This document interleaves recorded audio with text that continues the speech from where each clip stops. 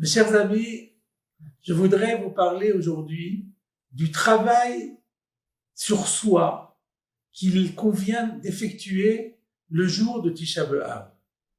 Je m'explique. Il est clair que la journée de Tisha B'Av est lourdement chargée au plan liturgique. Il y a d'abord les interdictions. L'interdiction de manger et de boire, l'interdiction de se laver, de porter des chaussures en cuir, l'obligation de s'asseoir pratiquement à même le sol jusqu'à début de l'après-midi de Tisha B'Av.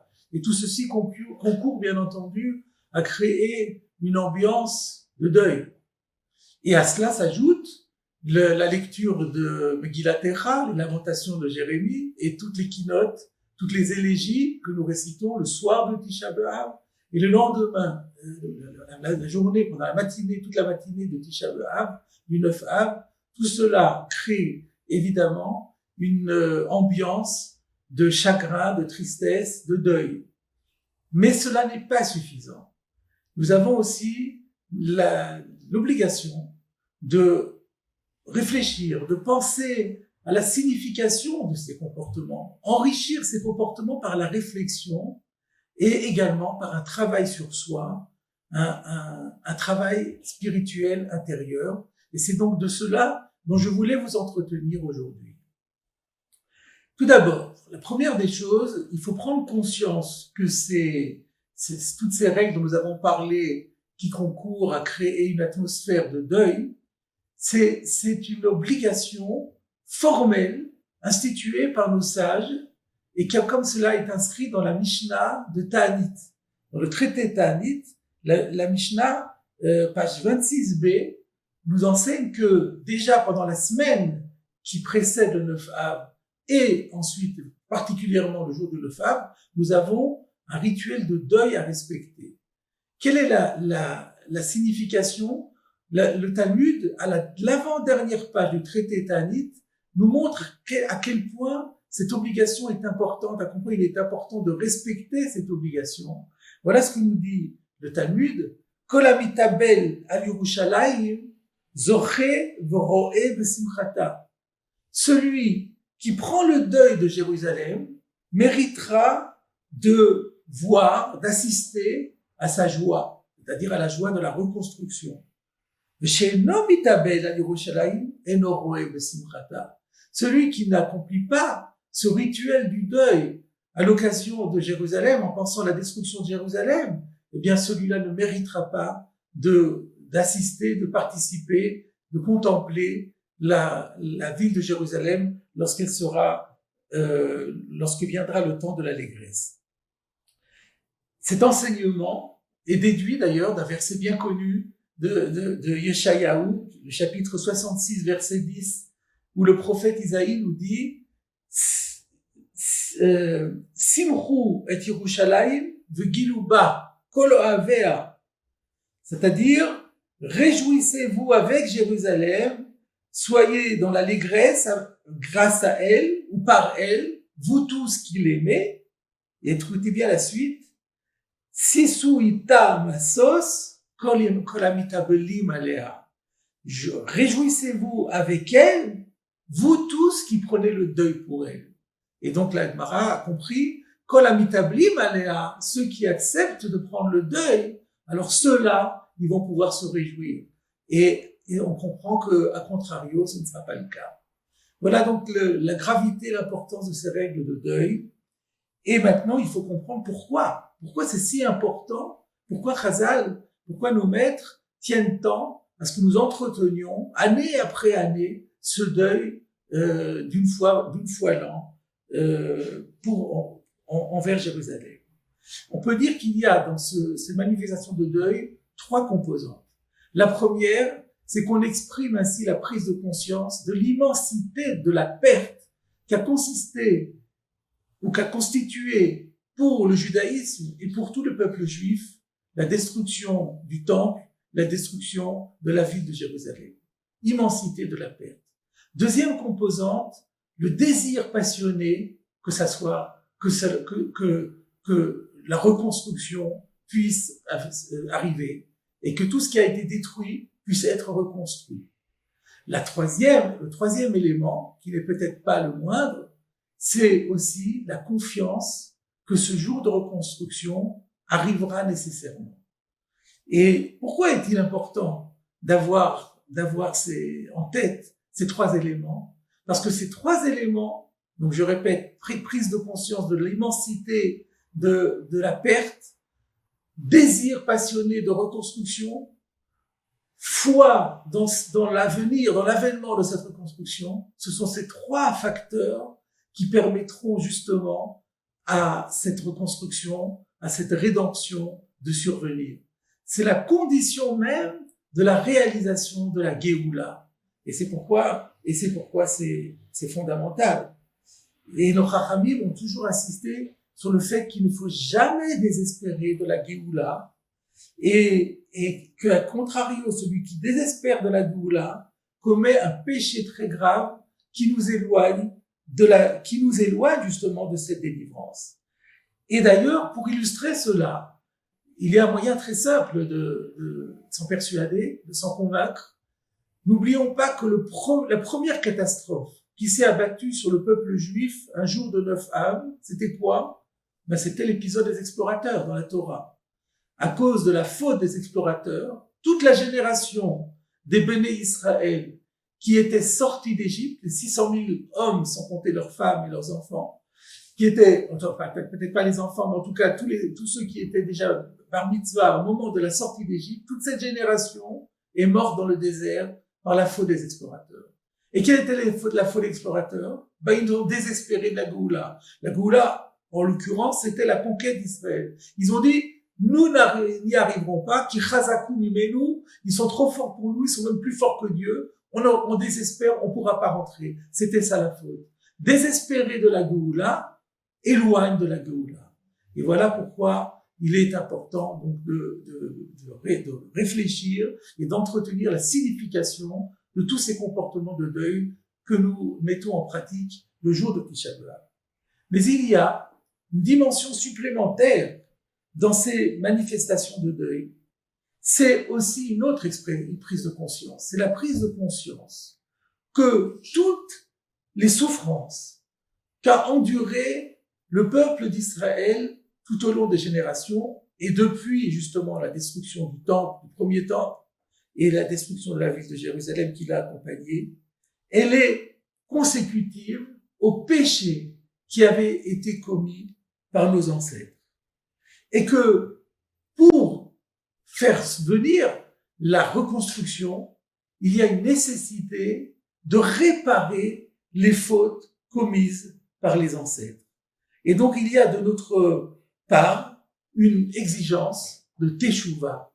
Voilà maintenant le mot est lancé. Le jour de Tisha B'Av, nous avons un devoir de tikkun, un devoir de réparation et un devoir de teshuva et un devoir de remise en question et de retour à Kadosh Baruch Hu.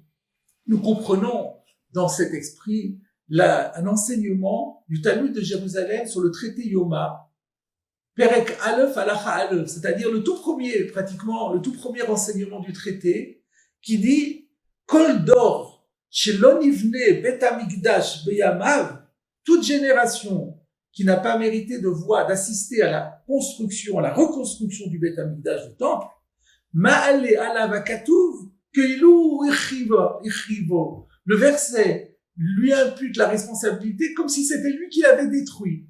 Ne pas avoir participé à la construction, c'est comme l'avoir détruit. Comment on peut participer à la construction? Eh bien, c'est justement en essayant de réparer un des aspects des fautes commises. Cela signifie en clair que chaque individu en Israël dispose de capacités particulières qui lui permettent de réparer un aspect particulier des nombreux égarements, des nombreuses fautes, des nombreux péchés qui ont été commis tout au long de l'histoire et qui notamment ont provoqué la destruction d'un des deux temples de Jérusalem. Ce qui nous amène maintenant à passer en revue justement les différents facteurs qui ont été responsables de la destruction du temple, puisque c'est ces facteurs-là sur lequel nous devrons maintenant travailler. Alors, il y a d'abord ce passage bien connu de la Gemara de Yoma, d'Aftet Amoudbet, qui va nous dire pour quelles raisons les deux temples ont été détruits. Je vais vous le citer à la fois en hébreu et traduire en français. Mikdash Rishon Mipnei ma charev. La question est posée par la Gemara de façon claire. Le premier temple de Jérusalem a été détruit par Nabuchodonosor. À cause de quoi a-t-il été détruit? Mipnei shlosha dvarim shehayu bo. À cause des trois choses qui se produisaient, qui étaient accomplies à l'époque, qui étaient perpétrées, dirons-nous. Avodah Zara, l'idolâtrie, Gilou Arayot, l'inconduite sexuelle, ou Shfichut Damim, et les assassinats, les meurtres de personnes humaines. Aval Mikdash Sheni, Shayu Oskim Batorah, ou Bemitzvot, ou Gmilut Chasadim, Mipnei ma charev. Mais le second temple, qui a été détruit par les Romains, où les Béné Israël, à l'époque, ça donnait à l'étude de la Torah, à la pratique des mitzvot, à la générosité. Alors pourquoi le temple a-t-il été détruit?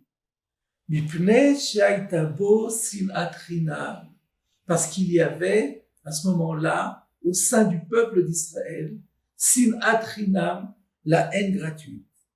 Les lamedcha, ce qui t'enseigne, chez Shekula sinat chinam, keneged shalosh averot, que la haine gratuite a autant équivaut en gravité aux trois fautes, aux trois péchés capitaux réunis, Avodah Zara, Gilou Arayot, Shfichut Damim, l'idolâtrie, l'inconduite sexuelle et le meurtre. J'ouvre une parenthèse pour expliquer comment on peut dire que la haine gratuite équivaut à ces trois péchés capitaux. Il y a un passage presque parallèle dans le traité de Erchin qui dit la même chose sur le Lashon Hara, qui dit que dire du Lashon Hara et la sinat chinam, quand on la haine gratuite, la première manifestation de la haine gratuite, c'est de dire du mal de l'autre. Et le fait de médire, de dire du mal de l'autre, la Gemara dans Erchin dit que ça a la même gravité que les trois péchés capitaux réunis de la même façon. Et le Maharal de Prague donne plusieurs explications, mais celle qui est la plus simple à comprendre et la plus, je dirais presque, la plus percutante, c'est que l'Avodah Zara, Gilou Arayot, Shfichut Damim se réfère à trois composantes de la personne humaine. L'Avodah Zara, l'idolâtrie, se réfère en fait à l'intellect. C'est des gens qui se disent, les divinités existent et il y a des divinités, donc il y a des systèmes théologiques si vous voulez. Et donc, c'est quelque chose qui est lié à la réflexion, à la pensée, à la métaphysique. Donc ça, c'est de l'ordre de la pensée.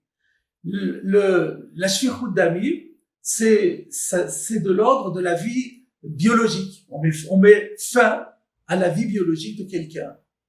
Et Gilou Arayot, ça fait référence à l'instinct sexuel, c'est-à-dire au désir de jouissance purement physique, corporel. C'est le corps pris dans toute sa grandeur. Donc il y a l'intellect, il y a la vie biologique, et il y a le corps pris dans son aspect le plus physique possible. Eh bien, quand on dit du Lashon Hara, les trois ingrédients sont réunis. Parce que pour dire du Lashon Hara, d'abord, il faut utiliser sa langue. Et donc, la langue, c'est quelque chose de purement corporel. Mais cette langue, elle est animée. Donc, il y a aussi la vie biologique. Elle va bouger, cette langue, pour produire des sons. Mais elle va pas produire n'importe quel son. Elle va produire des sons qui sont si bien choisis que ça va donner du sens. Les paroles vont avoir du sens. Et d'ailleurs, c'est visé pour exprimer du mal. Donc là, il y a l'intellect. Donc vous voyez que quand on dit du Lashon Hara, on a à la fois le gouf, on a à la fois le nefesh, on a à la fois le sechel qui sont en synergie. Et c'est pourquoi on peut dire que le Lashon Hara et la sinat chinam qui l'inspirent sont considérés comme les trois péchés capitaux réunis. Alors, nous avons dit qu'il va falloir maintenant travailler sur les péchés qui ont généré la destruction du temple. Alors, il y a un péché sur lequel on n'a plus tellement besoin de travailler, c'est l'Avodah Zara. Parce que nos maîtres nous disent que les gens de la grande synagogue avait obtenu de Dieu d'éradiquer de la tendance humaine la tentation de faire de l'idolâtrie. Aujourd'hui, en tout cas dans le monde occidental, on considérait comme une aberration de construire une statue et de se mettre à adorer une telle statue. Donc parce qu'il y a eu une correction qui a été faite dans l'âme humaine. Et donc quelque part, on n'a plus vraiment à se préoccuper de la Avodah Zarah, prise en tout cas dans son sens le plus strict possible. Aujourd'hui, c'est vrai que il y a aussi, on divinise des concepts, on a des idoles, mais enfin c'est pas dans le même sens que dans le sens de l'idolâtrie, même si c'est vrai, c'est bien aussi de lutter contre ce penchant-là. Nous attendons tous ce moment où le Mashiach sonnera du chauffard pour annoncer notre délivrance. Aujourd'hui, jour de Tisha B'Av, la reconstruction du troisième temple est plus que jamais entre nos mains. Prenez sur vous une mitzvah, une bonne action et envoyez-nous votre nom. Nous le transmettrons aux grands de la génération qui prieront pour vous. Rabbi Chaim Kanievski, Rav Israël Gantz, Rav Moshe Tzadka. Envoyez par SMS le mot mitzvah ainsi que votre nom au 00 33 6 24 44 66 07 ou par internet sur torah-box.com/mitzvah et les plus grands rabbanim prieront pour vous. Par contre, les autres, alors la shlichut damim aussi. Fort heureusement, il est rare qu'il y ait parmi nous des gens qui aient des propos, pas des propos, qui aient des comportements qui voudraient mettre fin à la vie d'autrui, mais néanmoins, on peut travailler quand même sur l'importance de la vie. Parfois, on néglige, on peut commettre des actions ou avoir des idées qui n'apportent pas suffisamment d'importance, qui ne sont pas conscients de l'importance si fondamentale qu'est la vie humaine. Rappelons-nous que la Torah nous dit que on peut profaner pratiquement tous les commandements de la Torah par 3 pour sauver la vie. Donc le sauvetage de la vie, c'est quelque chose d'exceptionnel. Il faut travailler là-dessus aussi. Et puis de façon un peu figurée, dans les paroles, on a dit qu'il faut travailler sur le Lashon Hara. Le Lashon Hara, c'est aussi quelque part une shfichut damim. On parle en français de phrases assassines, parce que quand on dit du mal de quelqu'un, on détruit son image auprès des autres. Il y a aussi quelque part une forme d'assassinat sur lequel, bien sûr, c'est pas comparable à mettre fin à la vie physique de quelqu'un, mais c'est aussi quelque chose qui est un peu du même ordre et sur lequel il est bon de travailler. Par contre, Gilui Arayot, ça c'est un domaine qui nous concerne encore beaucoup. Il concerne beaucoup d'entre nous, parce que Gilui Arayot, c'est quelque chose qui est très large. L'inconduite sexuelle, ça veut dire le non-respect de l'éthique de la Torah en matière sexuelle. Donc ça c'est très large, le champ est très large. Il y a d'une part le respect des lois de Nida au sein d'un couple, mais aussi même hors du couple. Il y a l'interdiction d'avoir des relations hors couple et extra-conjugales, comme on dit, et en même temps sans respect des lois de Nida. Mais de manière plus globale, il y a aussi l'obligation de tzniut, aussi bien pour les hommes que pour les femmes, la discrétion de soi-même, la discrétion de son corps, éviter d'avoir des mauvaises pensées. Vous voyez, il y a de quoi penser, il y a de quoi travailler en ce jour de Tisha B'Av pour réparer les fautes qui appartiennent au domaine de Gilui Arayot. Mais il y a encore une autre Gemara qui nous donne une autre explication et qui nous révèle un autre facteur qui était responsable de la destruction du temple. Et c'est la fameuse Gemara dans Nedarim, page 81a, qui commente un verset du chapitre 9 de Jérémie, que nous lisons d'ailleurs dans la Haftara, le matin de Tisha B'Av, où le verset dit Mi chacham ve'yavin ele, qui est la personne qui saura dire. La question est posée, Alma avda haaretz, pourquoi la terre a-t-elle été ruinée? Pourquoi la terre d'Israël a-t-elle été dévastée? Et voilà que la Gemara dans Nedarim nous dit, cette question a été posée aux sages, aux prophètes et aux anges, et ils n'ont pas su répondre. Et le seul qui a donné la réponse, c'était Akadosh Baruch Hu Ba'atzmo, le Saint béni soit-il en personne. Et est-ce quelle a été la réponse du Saint béni soit-il? Il a dit, Alosvam et Torati, parce qu'ils ont abandonné ma Torah, Asher natati lifnehem, que je leur avais donnée. Velo shameu bekoli, et qu'ils n'ont pas entendu ma voix, velo al-Khuba, et ils n'ont pas marché par elle, avec la Torah. Et la Gemara demande, mais qu'est-ce que vient rajouter? Ils n'ont pas marché d'après elle. Qu'est-ce que ça dit de plus qu'ils n'ont pas écouté ma voix? Et là, écoutez bien, la réponse que la Gemara nous dit, elle est complètement inattendue. Pour nous dire qu'ils n'ont pas récité la bénédiction de la Torah. L'obirchu birkat Torah trila. Ils ont étudié la Torah, mais vous savez que tous les jours, avant d'étudier la Torah, il y a une obligation de dire des brachot. Il y a 2 brachot à réciter. Etc. Eux, ils étudiaient la Torah, mais ils faisaient pas la bénédiction. Et c'est pour ça que la terre a été dévastée. Voilà ce que dit le texte de Nedarim. C'est très difficile à comprendre. Tout le monde pose la question, mais comment? Ils ont étudié la Torah, ils ont accompli les mitzvot. Ils ont pas dit une bracha. À cause de ça, la terre a été dévastée. Comment on peut comprendre cela? Et alors, sur le Nedarim, il y a un commentaire du Ran.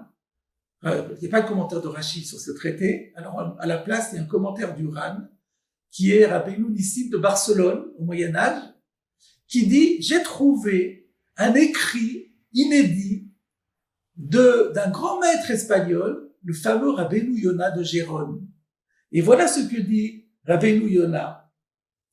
Il dit que, c'était quoi? D'abord, il dit, comment la Gemara a su que c'était à ça que pensait le verset, qu'ils n'ont pas récité la bénédiction? Parce que si vraiment on comprenait le verset au sens strict, c'est-à-dire, ils ont désobéi à Dieu, ils n'ont pas accompli les commandements, ils n'ont pas étudié la Torah, comment peut-on comprendre que les sages ou les prophètes n'aient pas trouvé la réponse? Donc, c'était trop évident. Donc c'est qu'il ne s'agit pas de ça. Il s'agit de quelque chose de beaucoup plus subtil et où les sages et les prophètes et même les anges ne pouvaient pas imaginer qu'à cause de cela, il pourrait y avoir une destruction du temple. Et c'est Dieu qui nous révèle l'absence de bénédiction sur la Torah, mais c'est très très grave. Alors pourquoi c'est grave? Voilà ce que nous dit Rabbeinu Yonah. Que donc,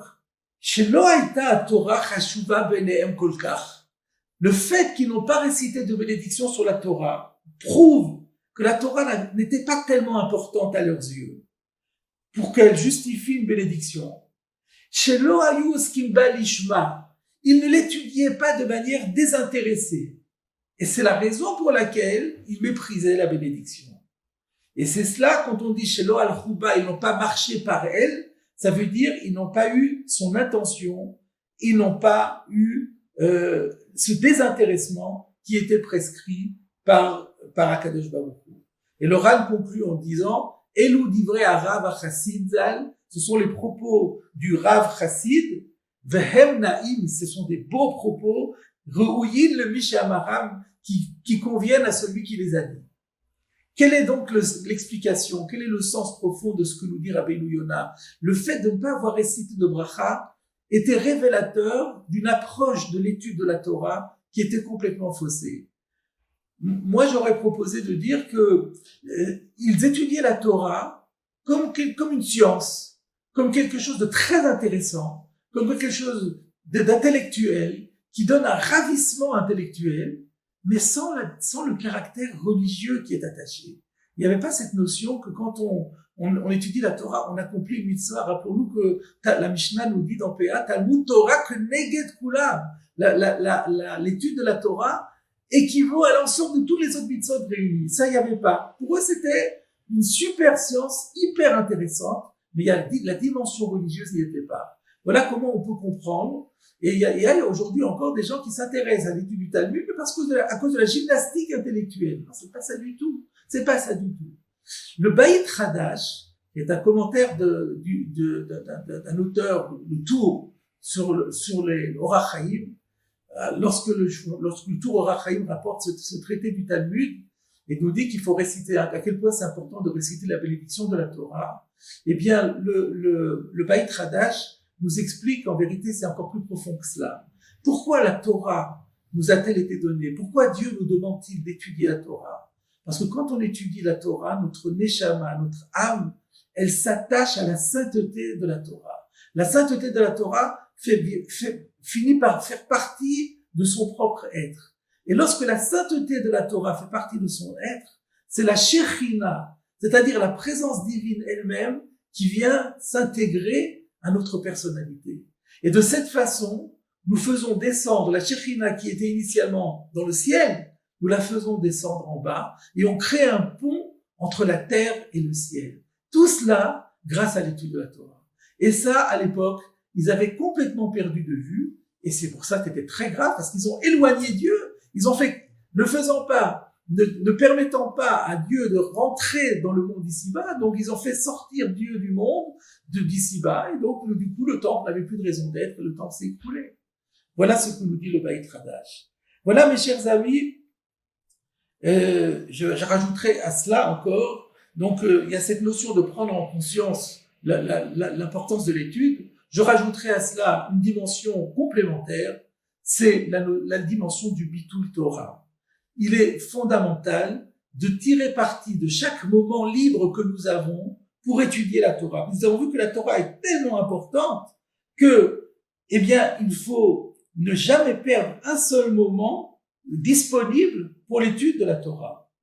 Et d'ailleurs, dans la Gemara de Sanhedrin, Daf Tzaditet, on rapporte le verset qui dit « Kidvar Hashem biza », il a dédaigné, méprisé la parole de Dieu. De quoi on parle? Quelqu'un qui sait que celui qui méprise la parole de Dieu, Mishev Shar la Sot Torah Venosek, celui qui aurait la possibilité d'étudier la Torah et il n'étudie pas. Donc ça peut être quelqu'un qui n'étudie pas du tout la Torah alors qu'il aurait la possibilité de le faire, mais ça peut être aussi quelqu'un qui étudie la Torah, mais il y a des moments où il préfère s'amuser, se divertir, faire autre chose, alors qu'il pourrait étudier la Torah. Et ça, c'est très important. Je voudrais vous dire ce qui est rapporté dans le Kovetz Mahamarim de Rebbe Cholon Wasserman, Zecher Tzadik Livracha, un élève du Chafetz Chaim, qui dit que le Chafetz Chaim lui avait dit, vous savez, le Yetzer Hara, la tentation de faire le mal, le penchant du mal, ça le dérange pas du tout qu'un homme décide de consacrer une journée entière à la prière et au jeûne. Qu'il le fasse, ça ne lui dérange pas. Ce qui lui fait très très mal, ce qui le perturbe complètement, c'est si une personne consacre une journée entière à l'étude de la Torah. Donc voilà l'importance de l'étude de la Torah. Voilà mes chers amis, les ingrédients qui doivent constituer le terreau et le travail que nous devons effectuer en ce jour de Tisha B'Av. Donc prendre la dimension du deuil, les raisons du deuil, et réparer, vouloir désirer passionnellement la reconstruction du Beth Amikdash, croire fermement dans ce que le Beth Amikdash va être reconstruit, parce que c'est grâce à cette croyance qu'il va être reconstruit, et tenter à notre niveau de réparer les fautes en travaillant sur l'amour du prochain, sur l'amour de la Torah, et d'une manière générale sur l'importance qu'il faut donner au mitzvot, à la notion de Gilui Arayot, de Shfichut Damim, et de manière à faire en sorte que Kadosh Baruch Hu prenne en compte notre mouvement de Teshuvah de manière si forte qu'il accepte de faire venir la Géoula du Meirav Yameinu Amen.